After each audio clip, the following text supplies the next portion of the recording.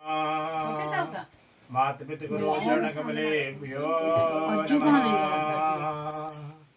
हाथ जोड़कर परम पिता नारायण हरि गोविंद भगवान का ध्यान करते हुए सर्वप्रथम इस प्रकार भगवान से प्रार्थना करते हैं कि हे नारायण, आपका ध्यान करते हुए या श्री सारोद्धार करुण पुराण हम श्रवण कर रहे हैं। अपने प्राणी की मोक्ष गमन प्राप्ति की हम कामना करते हैं और समस्त बंधु बांधव जन सहित सपरिवार सहित जिन्हें सदगति प्राप्त हो, इस प्रकार से हम कामना करते हैं।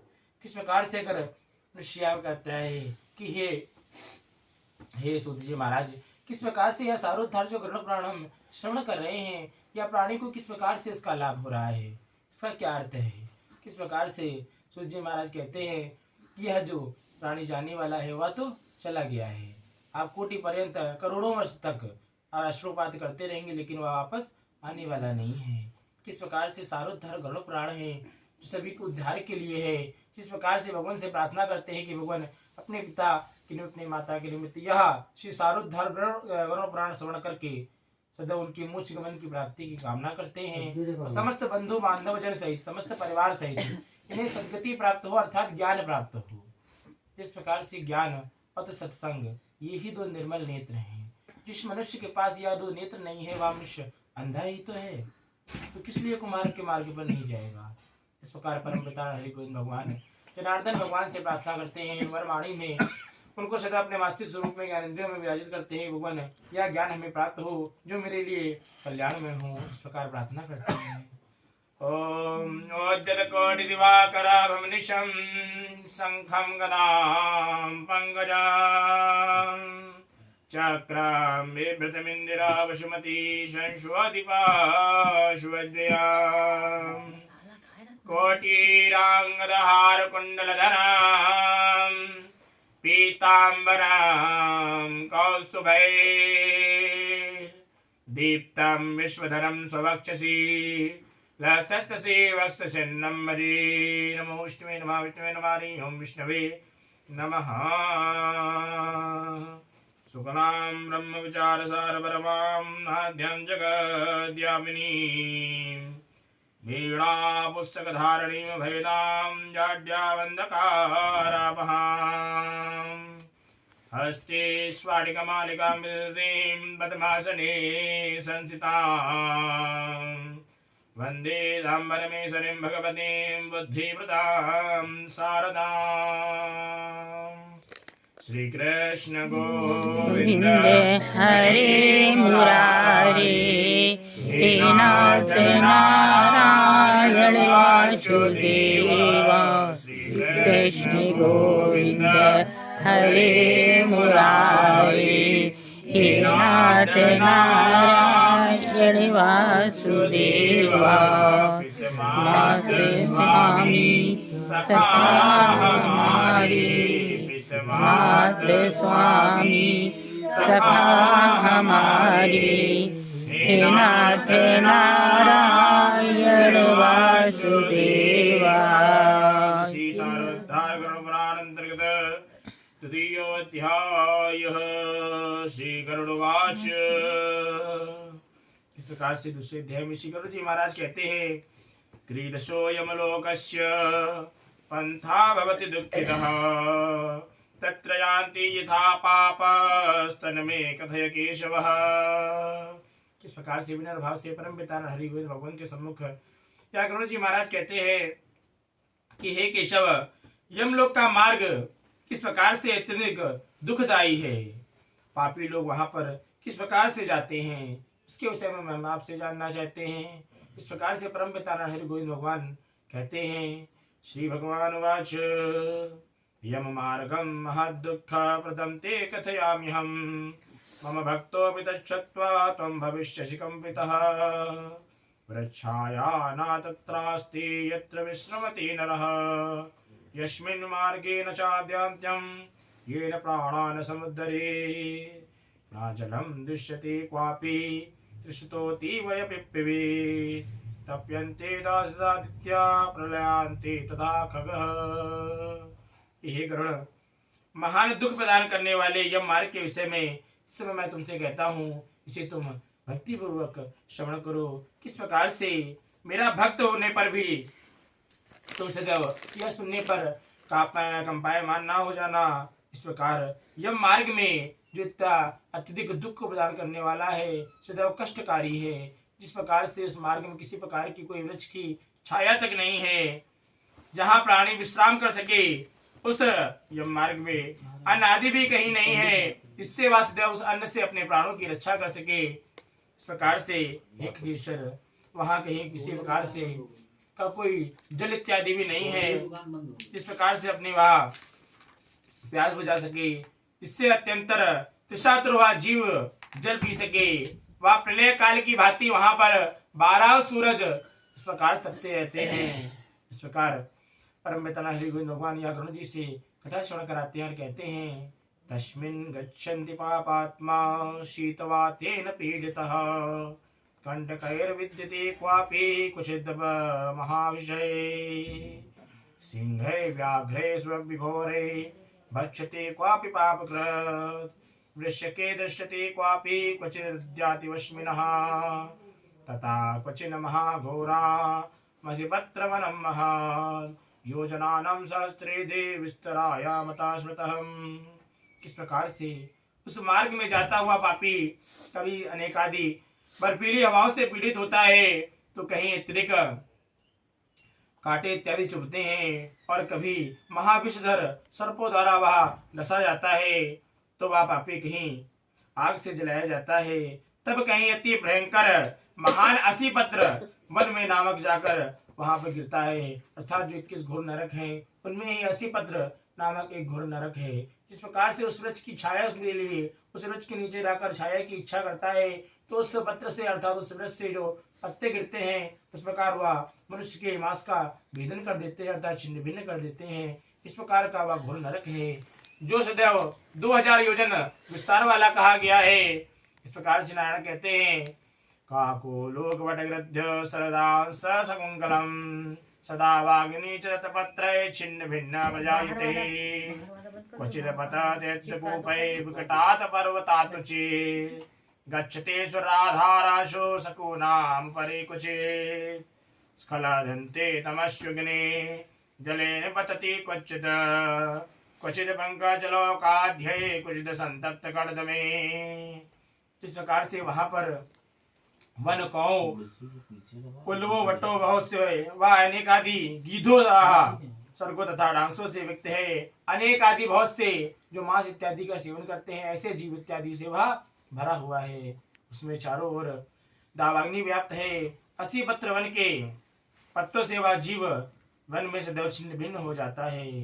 कहीं अंधे कुएं में गिरता है, कहीं विकट पर्वत में गिरता है, कहीं छुरे की धार पर चलता है, तो कहीं कीलों के ऊपर चलता है। इस प्रकार पर कहीं पर घने अंधकार में गिर पड़ता है, और भय उत्पन्न करने वाले इस प्रकार जल में गिर जाता है, और कहीं जोके से भरे हुए कीचड़ में गिरता है, जहाँ पर बहुत से छोटे छोटे कीड़े मकोड़े अर्थात जीव जंतु हैं, ऐसे जाकर कीड़ों में कीचड़ में गिर पड़ता है, तो कहीं पर जलते हुए कीचड़ में गिरता है। इस प्रकार से अनेक आदि भोगों को भोगता हुआ वो आगे के लिए प्रस्थान करता है। संतप्त बालुका कीर्णे भामताम्रमये क्वचित् चिदंकार रासोचा महाधूमाकुले क्वचित् क्वचिदंकार वृष्टिश्च शिलावृष्टि सवज्रकः रक्तवृष्टि शस्त्रवृष्टि क्वचित् श्वांशुवर्षणाम् क्षारकर्मदवृष्टिश्च महानिम्नानि च क्वचित् वप्रप्रहोरणं क्वचित् कंदरेषु प्रवेशनम्।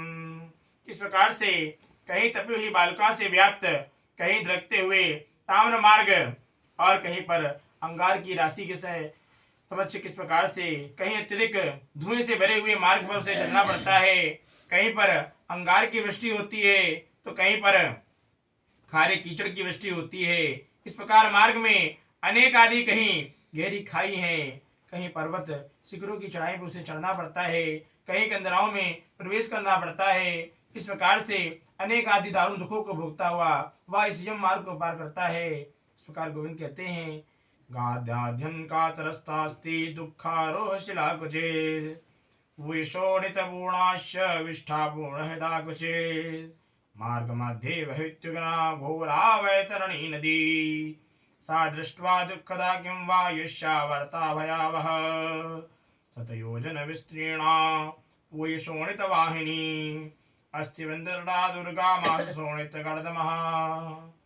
इस प्रकार से वहां पर मार्ग में कहीं पर घना अंधकार है तो कहीं पर दुख से चढ़े जाने वाली शिलाएं हैं, ऐसे कहीं पर मवाद रक्त इत्यादि के बने हुए बहुत सी बड़ी नदियां हैं। इस प्रकार से विष्ठा से भरे हुए तालाब हैं। इस प्रकार मार्ग के बीचों बीच अत्यंत उग्र और घोर वैतरणी नदी बहती है। वह देखने पर ही इतनी दुखदायिनी है तो उसमें क्या आश्चर्य है कि इसकी वार्ता करने पर वह कितनी भय प्रदान करने वाली होगी। वह सदैव 100 योजन चौड़ी है। इसमें आप उड़ता मवाद इत्यादि से वह रक्त इत्यादि से भरी हुई है। इस प्रकार से शोणित रक्त बहते रहते हैं। हड्डियों के समूह से उसका तट बना हुआ है। इस प्रकार उसके हड्डियों से तट से तट बना हुआ है, अर्थात उसके तट पर हड्डियों का ढेर एकत्र है।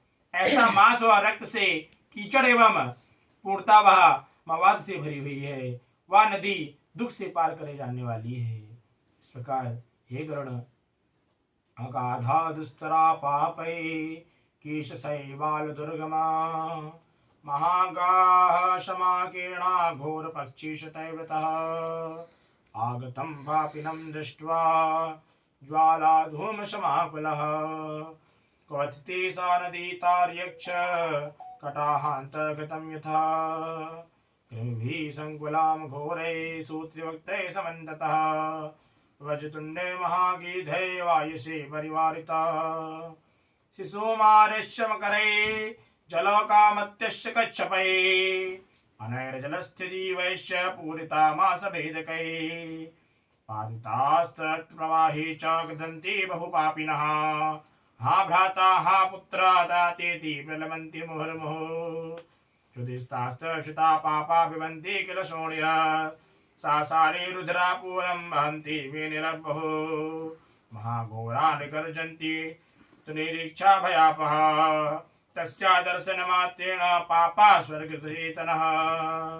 किस प्रकार से अतः गहरी और पापियों के द्वारा दुख पूर्वक पार की जाने वाली वह नदी केश रूपी शैवाल से भरी हुई के कारण वह अत्यधिक दुर्गम है। इस प्रकार से वह विशाल काय ग्राहो अर्थात घड़ियालों से व्याप्त है। अनेक आदि बहुत से ऐसे पशु पक्षी जो रहने वाले हैं उनमें व्याप्त रहते हैं और सैकड़ों प्रकार के घोर पक्षियों से वह आवृत है। हे गरुड़, आए हुए पापी को देखकर वह और भी अत्यधिक ज्वालायुक्त हो जाती है और धूम से भरकर पहाड़ में रखे हुए घृत की भांति घोलने लगती है। ऐसे ही वह नदी सुई के समान मुख वाले भयानक कीड़ों से चारों ओर व्याप्त है। वज्र के समान चोंच वाले बड़े बड़े गीध कौन से घिरी हुई है। वह नदी शिशुमार, मगर व जोक मछली, पशुएं तथा अन्य बहुत से ऐसे जो मांस मच्छी जलचर जीवों से भरी हुई है। बहुत से ऐसे जो जीव जंतु हैं जो मांस इत्यादि का सेवन करते हैं, मांस का भक्षण करते हैं, ऐसे जीवों से भरी हुई है। उसके प्रवाह में गिरे हुए बहुत से पापी रोते चिल्लाते हैं और कहते हैं कि हे भाई, हे बंधु, हे पुत्र, हे तात, हे भगनी, इस प्रकार के उद्बोधन करते हैं और इस प्रकार से बारंबार विलाप करते हैं। भूख और प्यास से व्याकुल होकर पापी जीव वह अपने ही मुख से निकला हुआ रक्त वह पुनः वमन कर लेता है। इस प्रकार से वह नदी छागपूर्ण रक्त के प्रभाव से महाघोर अत्यंत गर्जना करने वाली, देखने में दुख पैदा करने वाली तथा भयावह है। उसके दर्शन मात्र से पापी चेतना शून्य हो जाते हैं। किस प्रकार से उस वैतरणी नदी को देखकर ही वह पापी जीव उसी समय वह चेतना शून्य हो जाते हैं, वह मूर्छित होकर गिर पड़ते हैं। किस प्रकार से वैतरणी जो नदी है इसका संपूर्ण व्याख्यान आगे के अध्याय में बताया गया है कि वैतरणी का अर्थ क्या है कि वितरण, वितरण मतलब दान। प्रकार से यदि आपने दान पुण्य इत्यादि किया है अर्थात वितरण किया है तो वह वैतरणी नदी आपको पार कर सकते हैं। किसी प्रकार से अनेक आदि जिस मनुष्य ने दान पुण्य इत्यादि नहीं किए हैं, वितरण नहीं किया है, किस प्रकार से वह यमदूत इत्यादि गर्दन में बांधकर वह नाग के इलाकों से इस प्रकार जिस मत्स्य को अर्थात एक मछली को इस प्रकार कांटे से बांधकर खींचा जाता है, वैसे ही वह आकाश में रहने वाले यमदूत उन जीवों को अस्का इत्यादि में बांधकर वह कांड में बांधकर इस प्रकार उस रक्त से भरी हुई पूर्णता नदी में खींच कर ले जाते हैं। इस प्रकार अनेक आदि वह जीव अनेक आदि पाप कर्मों के करने हुए के कारण ही उनको बारंबार भोगता है। तत्पश्चात अनेक आदि पीड़ाओं से युक्त होता है। इस प्रकार बारंबार विलाप करता है कि मेरा कोई बंधु बांधव जन सामने मिल जाए जिससे हम सदैव सहायता मांग सके। इस प्रकार आपस में विचार करता है। इस प्रकार नारायण कहते हैं, बहो वृश्चक सकीर्णा सेविता कृष्ण पन्नगे तन मध्ये पतितानां च त्राता कोऽपि न विद्यते। आवर्त शतसहस्रैषि पाताले यान्ति पापिनः क्षणं तिष्ठन्ति पाताले क्षणादुपरि वर्तिनः। पापिनां पतयानेव निर्मिता सा नदी खग न पारं दृश्यते तस्या दुस्तरा बहु दुःखदः। बहुत से बिच्छू तथा काले सर्पों से व्याप्त उस नदी के बीच में गिरे हुए पापियों की रक्षा करने वाला कोई वहां पर नहीं है। उसके सैकड़ों हजारों भवरों में पड़कर वह पापी पाताल में चले जाते हैं। किस प्रकार से क्षण भर पाताल में रहते हैं और एक क्षण में ही ऊपर आ जाते हैं। हे परमेश्वर, किस प्रकार से नदी पापवाह नदी जो बनी है, यह वैतरणी नदी पापियों के लिए ही बनी गई है कि यह पापी इसमें गिरते हैं, अनेक आदि सभी पाप कर्मों को वहां पर भोगते हैं। इस प्रकार से उसका पार कभी दिखता नहीं है। वह जितनी दूर आगे बढ़ते जाते हैं उतना भी और आगे नदी बढ़ती जाती है, कभी उसका पार नहीं दिखता है। वह अत्यंत दुख पूर्वक है, तरने योग्य तथा बहुत दुख देने योग्य है।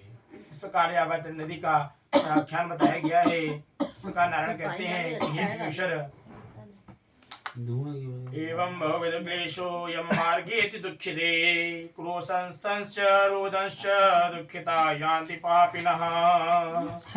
आशेन यन्त्रिता केचित् कृष्टमाणस्तथाङ्कुशै शस्त्राग्रे पृष्ठता प्रयतर्नियमानश्च पापिनः। नासाग्रपाशे कृष्टाश्च कर्णपाश तथा परे कालपाशे कृष्टमाणा काकय कृष्ण तथा परे। इस प्रकार से गरुण, इस प्रकार से बहुत के प्रकारों से क्लेशों से वह व्याप्त अत्यंत दुखप्रद यह मार्ग में रोते चिल्लाते हुए दुखी प्राणी, इस प्रकार से वह पापी जाते हैं। कुछ पापी पास से बंधे होते हैं, कुछ अंकुश में फंसाकर खींचे जाते हैं, कुछ शस्त्र के अग्रभाग से पीठ में छेदते हुए ले जाए जाते हैं, कुछ को नाक के अग्रभाग में बांधकर पास से, कुछ को कान से लगे हुए पास से खींचते हैं, कुछ काल पास से खींचते हुए और कुछ को कौर से किस प्रकार से खींचे जाते हैं। इस प्रकार बहुत से बड़े बड़े जीव जंतु हैं, वह उनके अपनी चोट से दबाकर उनके खींच कर ले जाते हैं। इस प्रकार से नारायण कहते हैं, ग्रीवा बाहुषपादेषु बद्धा पृष्ठे शंखलये अयो भारचयम केचिद्वहन्ता पथयान्ति ते। किस प्रकार से वे पापी गर्दन, हाथ तथा पैर जंजीरों से बंधे हुए अपनी पीठ पर लोहे के बार को ढोकते हुए उस मार्ग में चलते हैं। इस प्रकार से हे गरुण, यमदूतैर्महाघोरैस्ताडयमानस्य मुदगरे वामतो रुधिरं वक्त्रात् तदेव शनंसिते पुनः शोचन्ता स्वानि कर्माणि ग्लानिं गच्छन्ति जन्तवः अतीव दुःख संपन्ना प्रयान्ति यम मंदिरम। इस प्रकार से अत्यंत घोर यमदूतों के द्वारा मुदगरों से पीटे जाते हुए वह मुख से रक्तपान करते हैं, अर्थात वह अनेक आदि प्रताड़नाएं भोगते हुए जो यमदूत हैं वह मुदगरों इत्यादि से पीठ पर मारते हैं। और वह जीव, पापी जीव किस प्रकार से अपने मुख से को रक्त इत्यादि नमन कर देते हैं और इतने भूख प्यास के कारण वह उसी रक्त को पुनः पान कर लेते हैं। इस प्रकार से उस समय अपने दुष्कर्मों को सोचते हुए प्राणी अत्यंत ग्लानि का अनुभव करते हैं और यह विचार करते हैं कि अतीव दुखिता होकर यमलोक को जाते हैं।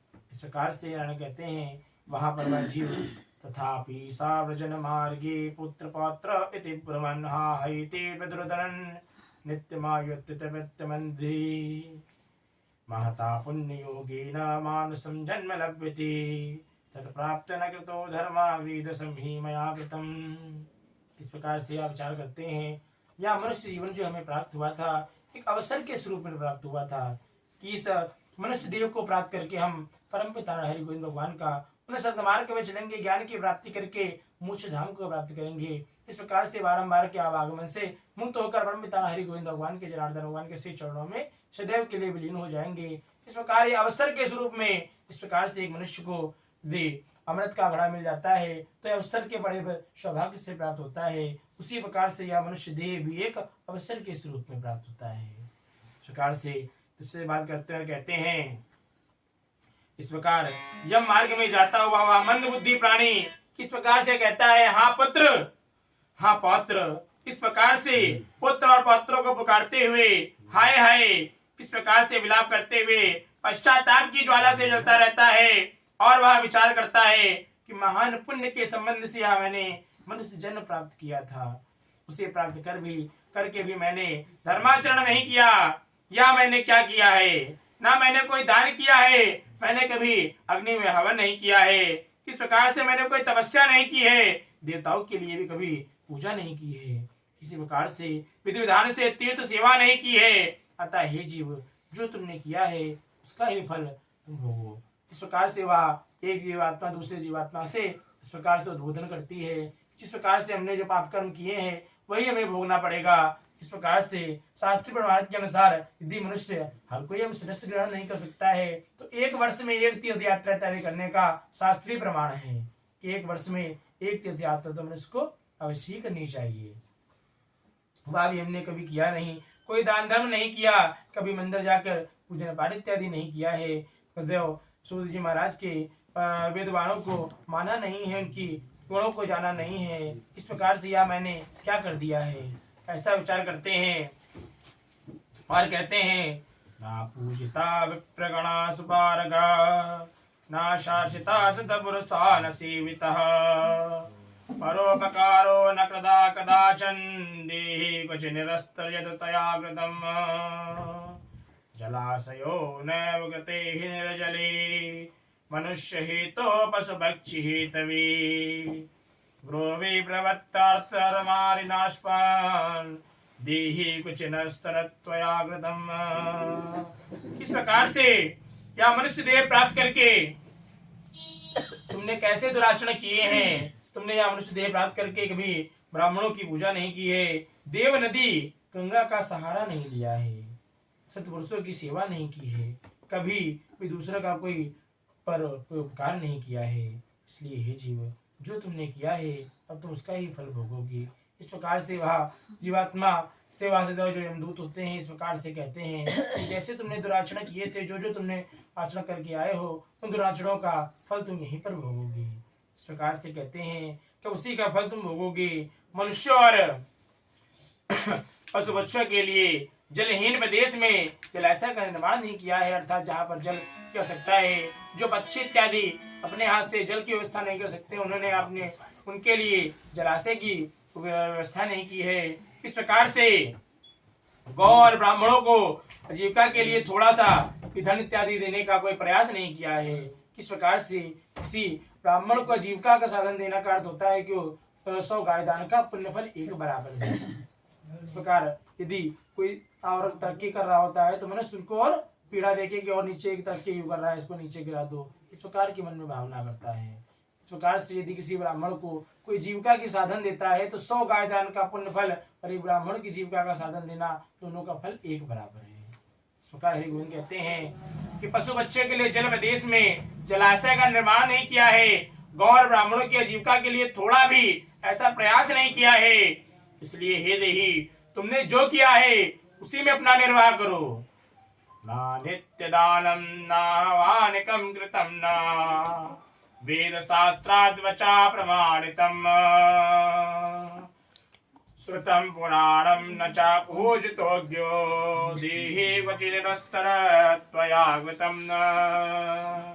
किस प्रकार से तुमने नित्य दान पुण्य इत्यादि नहीं किया है। शास्त्रोक्त प्रमाण एक गाय को तृप्त करने का प्रतिदिन का विधान है। इसलिए पुरातन में हर मनुष्य के घर में पहले गाय होती थी कि वह अपने घर में एक गाय को प्रतिदिन उसको तृप्त कर दिया था, पूर्णता जितना एक दिन का भोजन करे वो एक परिवार उसको खिलाए, ये विधान था। अब तो हर किसी के घर में होती नहीं है, तो इतना ना हो सके तो कोई द्वार पर ही गैया आ जाए तो भरपेट उसको भोजन इत्यादि घर से भूसी के निमित्त कुछ खिलाकर भेजे। यह एक शास्त्रीय अनुसार प्रमाण है। इस प्रकार से तुमने नित्य दान नहीं किया है, गौ के दैनिक भरण पोषण की व्यवस्था नहीं की है। नहीं कर सकते हैं तो बहुत सी गौशाला इत्यादि बनी हुई है, वहां पर जाके ही कभी कभी एक वर्ष में ही जाकर तीर्थ यात्रा करके आए हो, कुछ निमित्त व गोभूषी के निमित्त दान करके आए, यह सिद्धावसर आचरण है, ऐसे आचरण करना चाहिए। तुमने कभी दैनिक भरण पोषण की व्यवस्था नहीं की है, वेदों और शास्त्रों के वचनों को प्रमाण नहीं माना है, पुराणों को सुना नहीं है, विद्वानों की पूजा नहीं की है। इसलिए हे देही, जो तुमने किया है उन्हीं दुष्कर्मों का फल अब तुम स्वयं भोगोगे। इस प्रकार से मनुष्य अपने ही जिस प्रकार से अगल बगल की बातें सुन लेता है और वैसे ही आचरण करने लगता है, कभी शास्त्रों के प्रमाण की बातें नहीं जानना चाहता है। पंडित जी को इसे बता रहे हैं तो उसका कोई अर्थ ही होगा, इस प्रकार वो पढ़ के आए होंगे इसलिए ही बता रहे होंगे। बगल में पड़ोसन की बात सुन लिया महिलाओं ने, कह रहे वो ऐसे होता है, पंडित जी वैसे होता है, वैसे ही करने लगे, उसका अर्थ नहीं जानते हैं। इस प्रकार से आरंभ से लेकर अंतता तक यदि सबका जब संस्कार भी किया जाता है, संपूर्ण शास्त्रीय प्रमाण के अनुसार उसका व्याख्यान है, अभी गरुड़ पुराण में ही बताया जाएगा आगे। इस प्रकार से मनुष्य ने जितना तो इसमें पढ़ा है, जितना लोगों ने सुना है कि पुरातन में हर मनुष्य के घर में यह गरुड़ पुराण इत्यादि होती थी, कोई जीव नहीं रहता था उनके यहाँ गरुड़ पुराण अवश्य होती थी। अब तो समय कल्पता के अनुसार कोई क्रिया भी 3 दिन की ही कर रहा है, कोई 1 दिन की कर रहा है, इस प्रकार कोई कार्य नहीं कर पा रहा है, तो ना कोई गरुड़ पुराण सुन पा रहा है, ना कोई ज्ञान की प्राप्ति कर पा रहा है, अपने ही जीवन यापन में इसी प्रकार व्यस्त हैं। इस प्रकार से कहते हैं, परंतु मया नैव कृतं कृतं हितं वचा पतिव्रतं नैव कदापि पालितं न गौरवं क्वापि कृतं गुर्चितं देहिन कचे निरस्तर यत तया कृतं नाधर्म बुद्ध्या पतिरेव सेवितो वहन प्रवेशो नागतो मृते पतो वैधव्यमाशादित तपो न सेवितं देहिन कचिरस्त्र यत तया कृतं मासोपवार्षेण विशोषितं मया चान्द्रायण नियमे सविस्तरै नारी शरीरं बहुदक्ष भाजनं लब्धं मया पूर्वकृते विकर्म भी। किस प्रकार से यह स्त्रियों के लिए बताया गया है कि जो नारी शरीर है या नारी जीव भी है, या पश्चाताप करते हुए किस प्रकार से कहता है, जो नारी जीव इत्यादि श्लोक से परलोक जाते हैं वह किस प्रकार से कहते हैं कि मैंने यह स्त्री जीवन प्राप्त करके, स्त्री जीवन है जो बहुत ही दुख प्रत है, कठिन है, इस प्रकार से स्त्री जीवन है। जब तक वह स्त्री अपने पति के साथ में सती नहीं होती है, या किस प्रकार से जब तक वह सती नहीं होती है तब तक वह सदैव बारंबार स्त्री ही होती रहती है, कभी वह पुरुष जीवन को नहीं प्राप्त कर पाती है, बारंबार इस कठिन दुख पूर्वक जीवन को व्यतीत करती है। इस प्रकार से वह जो स्त्री जीवात्माएं हैं वह कहती हैं, मैंने पति की हित कर आज्ञा का पालन नहीं किया है, अर्थात पति के हित की भावना से कोई कार्य नहीं किया है, पिता की आज्ञा नहीं मानी है, पतिव्रत धर्म का कभी पालन नहीं किया है और गुरुजनों को सदैव गौरव से सम्मान नहीं दिया है। इसलिए हे देन, जो तुमने किया है उसी का फल अब तुम्हें स्वयं भोगना है। किस प्रकार से धर्म की बुद्धि से एकमात्र पति की ही सेवा की नहीं है, किस प्रकार से सबसे बड़ा धर्म स्त्री के लिए उसके पति की ही सेवा होती है। स्त्रियां इत्यादि तो अनेक आदि गुरु बना लेती हैं, ये कर लेती है, तो वह अनेक आदि सभी साधन जोड़ती हैं। जानना चाहिए कि सर्वश्रेष्ठ उसका पति ही सर्वोत्तम उसका गुरु है, वही उसका परमेश्वर है। अगर आप पतिव्रता तरीके से अपने पति की सेवा करती हैं तो और कहीं भी किसी की और पूजा करने की आवश्यकता नहीं है। किस प्रकार से धर्म की बुद्धि से एकमात्र पति की ही सेवा हमने की नहीं है, पति की मृत्यु हो जाने पर वन प्रवेश करके उनका अनुगमन नहीं किया है। इस प्रकार से पति के ना रहे पर सदा उनके साथ में मैं सती नहीं हुई हूँ, इस प्रकार से वैधव्य प्राप्त करके त्याग में जीवन व्यतीत नहीं किया है। इस प्रकार से यदि वैधव्य प्राप्त करके सदा अनेक आदि सांसारिक वस्तुओं का त्याग करना चाहिए, एक संन्यास्त ग्रहण के स्वरूप में वह स्त्री को। इस प्रकार से अब अगर किसी कारणवश उसका पति ना रहे और पुत्र इत्यादि का भार है कि पुत्र छोटे छोटे पुत्र हैं, इस प्रकार से वह सती नहीं हो सकती है। किसी प्रकार से अनेक आदि सांसारिक वस्तुओं का त्याग करते हुए, अर्थात ये श्रृंगार इत्यादि सभी चीज का त्याग करते हुए संपूर्णता अपने पति की ही सेवा में नहीं है, तो उनका ध्यान रमण करना चाहिए, नारायण हरि गोविंद भगवान का ही ध्यान करना चाहिए, उनको ही सब कुछ मानना चाहिए। इस प्रकार से कहते हैं पितमात स्वामी सखा हमारे, अर्थात हम किसी को ही कोई नहीं मानते हैं, जो भी नारायण है सब आप में ही हैं। आप ही ये शक्ति हैं। पितमात स्वामी सखा हमारे सब बंधु बांधव जन इष्ट मित्र इत्यादि पिता माता भगनी बंधु जन जो है सब आप ही हैं, आप ही मेरे हितकारी हैं। इस प्रकार यह जानना चाहिए। इस प्रकार गोविंद कहते हैं कि वैधव्य प्राप्त करके त्याग में जीवन व्यतीत नहीं किया है, हे देहिन जैसा किया है अब उसका ही तुम फल भोगो। मास पर्यंत किए जाने वाले उपवासों से तथा चंद्रायण व्रतों तथा आदि सुस्तीर्ण नियमों के पालन से शरीर को सुखाया नहीं है। इस प्रकार से एक मास में एक व्रत तो शास्त्रीय रुणा के साथ अवश्य ही करना चाहिए। किस प्रकार से पूर्व जन्म में किए हुए दुष्कर्मों से बहुत से प्रकार के दुखों को प्राप्त किया है, इस प्रकार से ही नारी शरीर प्राप्त किया है।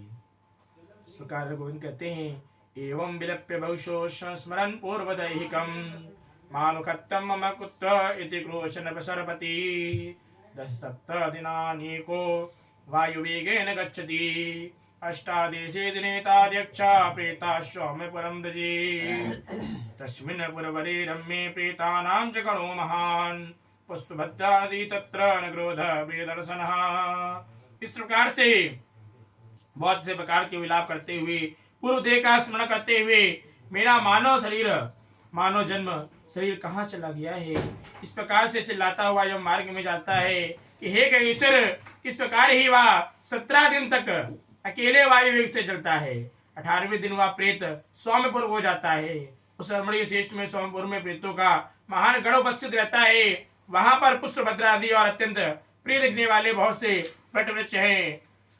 उस पुर में यमदूतों के द्वारा उसे विश्राम कराया जाता है। इसका नारायण कहते हैं पुरे तत्र स विश्रामं प्रापते यम किंकरे द्वारपुत्रादिकं सौख्यं सस्मरे तत् दुःखितः धनानि मृतपौत्राणि सर्वचो शोचति वै यदा तदा प्रेता सुयत्तत्या किंकराय चेदमब्रुवन् बन्धनं कसुतो जाया कस्वहत क्वच्च बान्धवः स्वकर्मोपार्जितं भक्त्या मूढया हि शरम्पति। इस प्रकार से वहां पर दुखी होकर वह स्त्री पुरुषों के द्वारा प्राप्त सुखों का स्मरण करता है।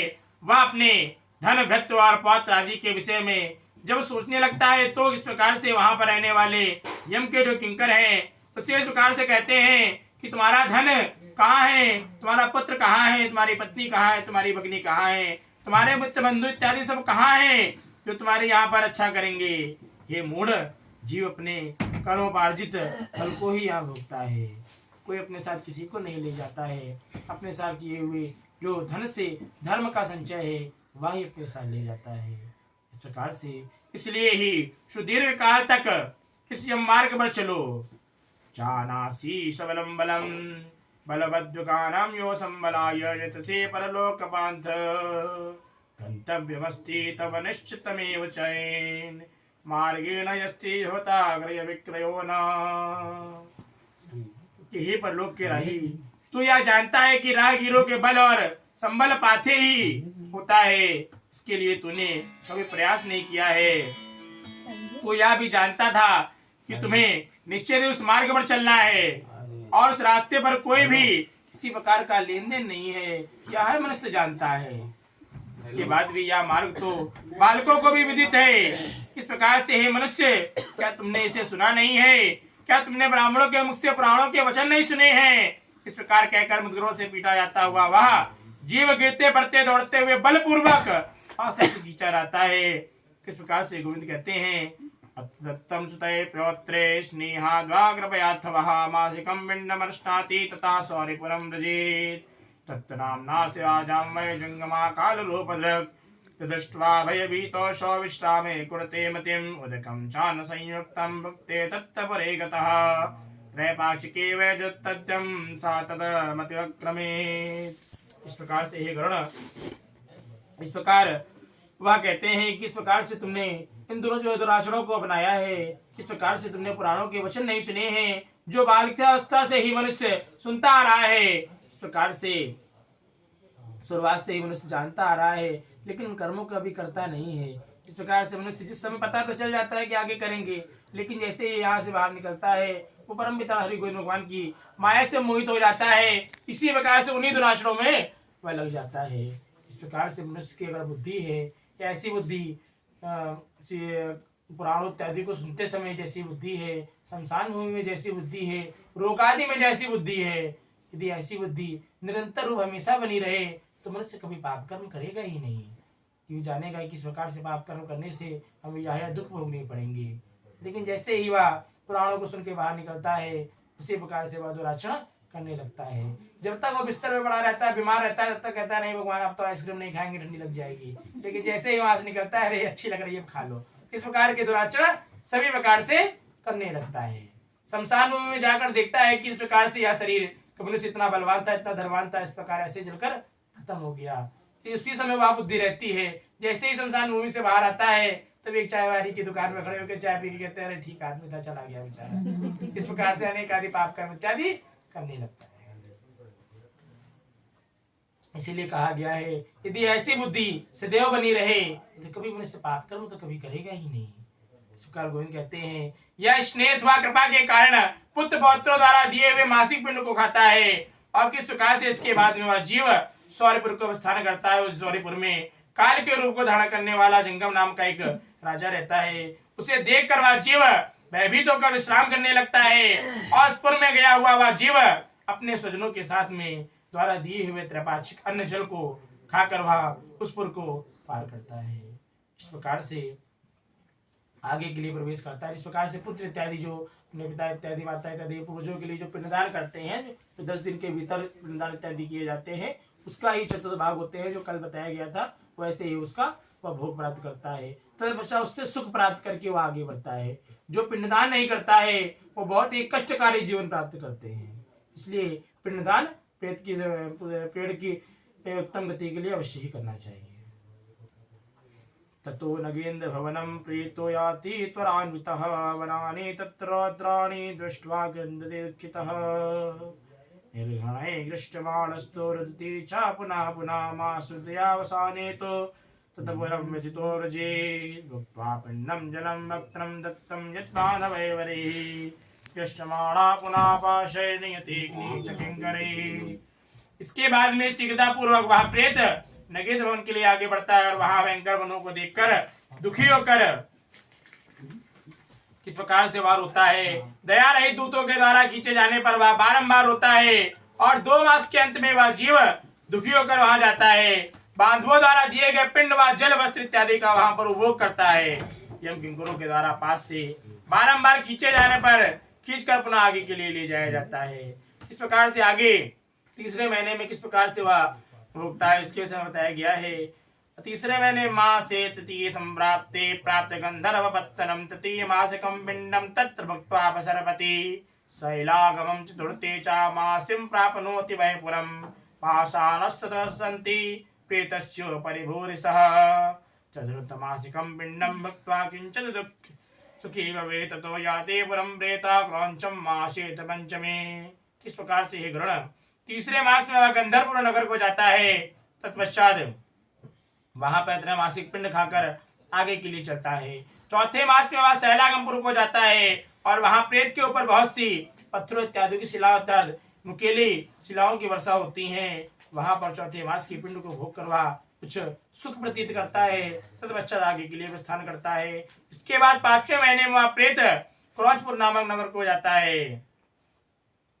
गोविंद कहते हैं हस्तदत्तं तदा भुक्ते प्रेता क्रौंचपुरे स्थिता यत पंचमासिकं पिण्डं भक्त्वा क्रूरपुरं व्रजे सार्धकै पंचभिर्मासैर् खाडमासिकं व्रजे तत्तदत्तेन पिण्डेन घटेनाम्यादिता स्थितः मुहूर्तार्धः तु विश्रम्य कम्पमानः सुदुःखितः ततपुरं तो परित्यज्य तर्जितो यमकिङ्करैः तयाति चित्रभवनं विचित्रो नाम पार्थिवः यम यस्येवानुजो भ्राता यत्र राज्यं प्रसप्तिः।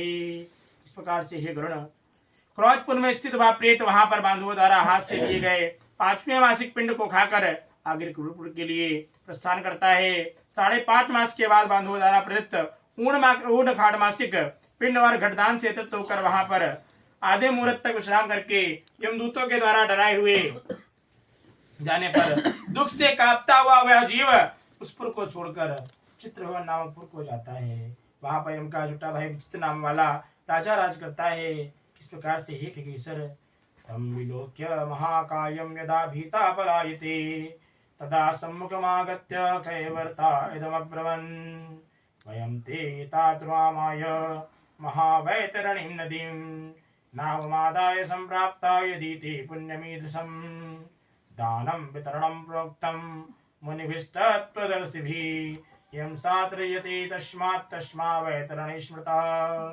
उस विशाल शरीर वाले राजा को देखकर जब वह जीव डर से भागता है, तब तो सामने आकर कैवर्त धीवर उससे क्या कहते हैं कि हम उस महावत नदी को पार करने के लिए नाव लेकर आए हैं। तुम्हारे ऐसे कुछ पुण्य इत्यादि हो जो दो जिसके पास ही नदी के में पार करने के लिए यह नौका तुम्हारे पास आएगी। इस प्रकार से यदि तुम्हारा इस प्रकार का कोई पुण्य हो उससे बताओ।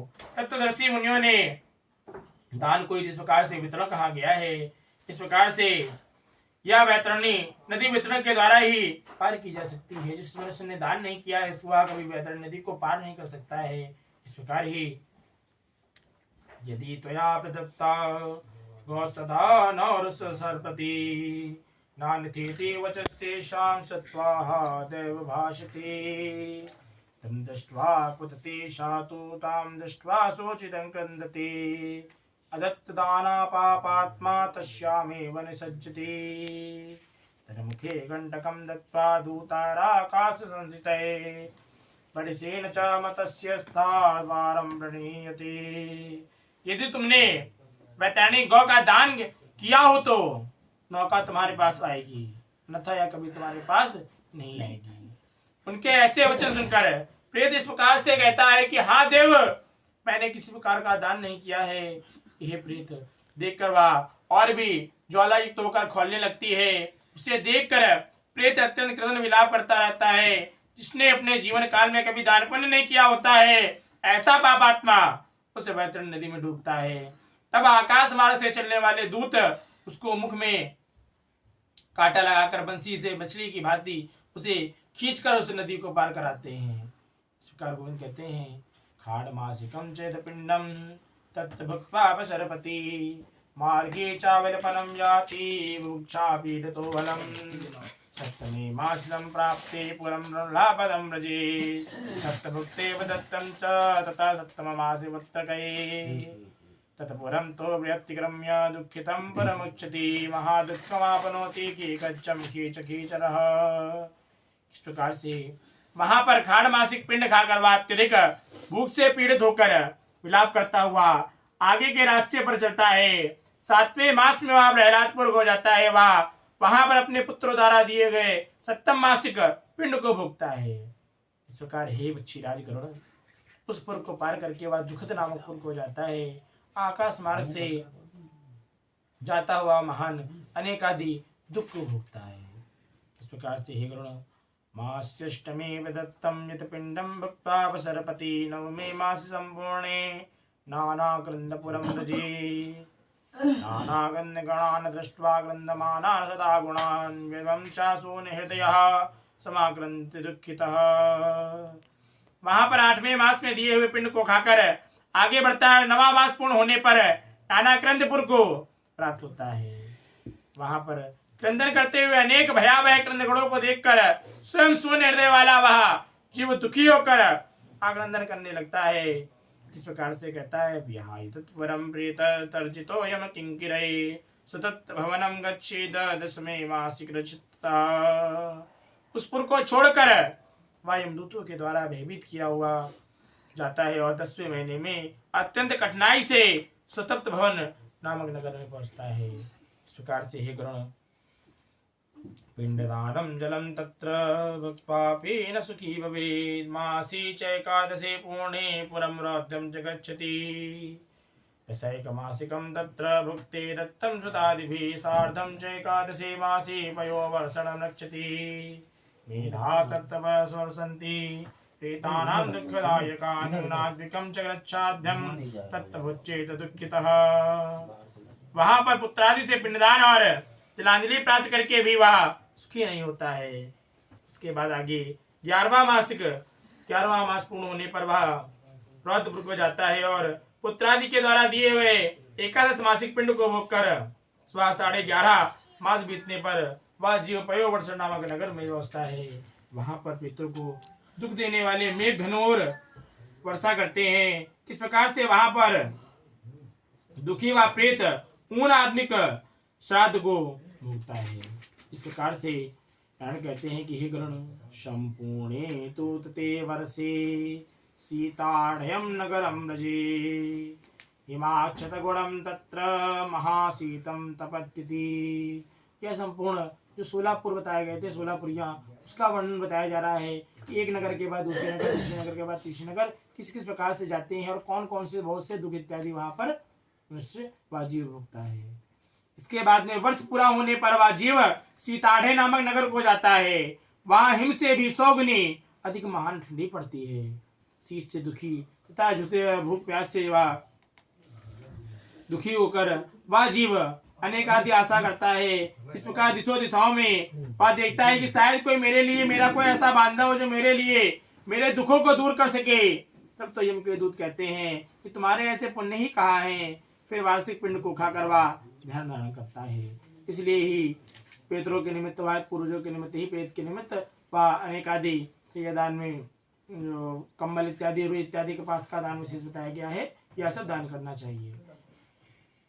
इस प्रकार नारायण कहते हैं कि हे गरुण तथा संवत्सरस्यान्ते प्रत्याशन्ने यमालये बहुभीतिपुरे गत्वा हस्त्रमात्रं समृच्छति अंगुष्ठमात्रवायुश्च कर्म भोगाय खेचर यातना देहमासाध्य सहयामे प्रयाति च और दैहिक दानानि येन दत्तानि काश्यप कष्टेन ते पुनमयान्ति गृहीत्वा गणवंदने। इसके बाद में वर्ष के अंत में यमपुर के निकट पहुंचने पर वह जीव वह प्रेत किस प्रकार से बहुभीतिपुर में जाकर हाथ भर माप के अपने शरीर को छोड़ देता है।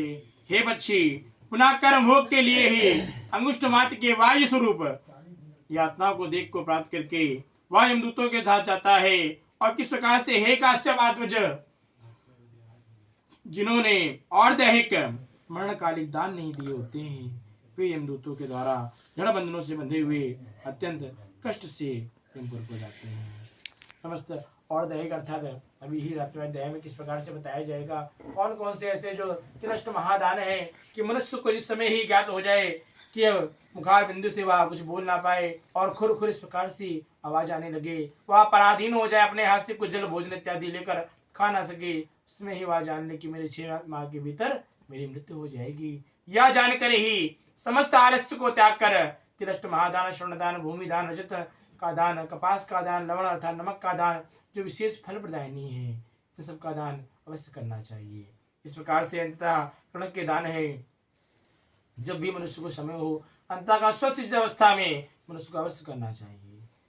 इस प्रकार गोविंद कहते हैं कि हे गरुण धर्मराजपुरी संति चतुर्द्वाराणि खेचर यत्रायं दक्षिणद्वार मार्गस्थे परिकीर्तितः अस्मिन् पथि महाघोरे श्रुताश्रम पीडितः यथा यान्ते तथा प्रोक्तं किं भूया श्रोतुमिच्छसि। कि हे आकाशगामी, धर्मराजपुर में जो 4 द्वार हैं, इस प्रकार से जिनमें से दक्षिण द्वार के मार्ग के विषय में हमने तुमसे वर्णन किया है। इस प्रकार से इस भयानक महान मार्ग से भूख और प्यास से श्रम से दुखी होकर वह जीव जिस प्रकार से रहता है वह सब मैंने तुमसे बताया है। और आगे तुम क्या सुनने की इच्छा प्रकट करते हो। इस प्रकार से गुरु गोविंद परम पिता हरि विष्णु भगवान या गुरु जी महाराज से कहते हैं। श्री शारोद्धार कर्ण पुराण द्वितीयोऽध्याय संपूर्णः। श्री कृष्ण गोविंद हरे मुरारी हे नाथ नारायण वासुदेव।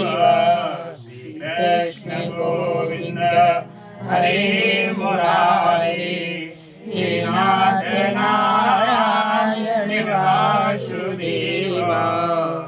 माते स्वामी सखा हमारे, माते स्वामी सखा हमारे, हे नाथ नारायण वासुदेव। हे नाथ नारायण वासुदेव। श्री शारदार्गण पुराण द्वितीयोऽध्यायः।